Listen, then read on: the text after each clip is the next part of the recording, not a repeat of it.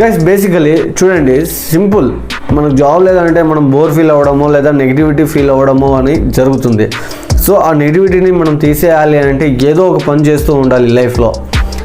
So గుర్తుపెట్టుకోండి, మనం ఎక్కడి నుండి స్టార్ట్ చేయాలి అనేది main important. First thing, set your clear goals. Guys గుర్తుపెట్టుకోండి, ఒక క్లియర్ గోల్ అనేది ఉండాలి.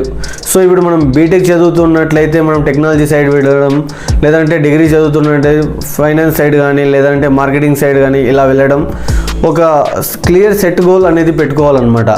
సో చాలామంది ఏం చేస్తుంటారంటే బీటెక్ చదివిన వాళ్ళు బ్యాంక్లో చేస్తుంటారు, బ్యాంక్లో డిగ్రీ చదివిన వాళ్ళు సాఫ్ట్వేర్ సైడ్ వచ్చి స్ట్రగుల్స్ చేస్తుంటారు. సో ఇలాంటివి చాలా జరుగుతుంటాయి.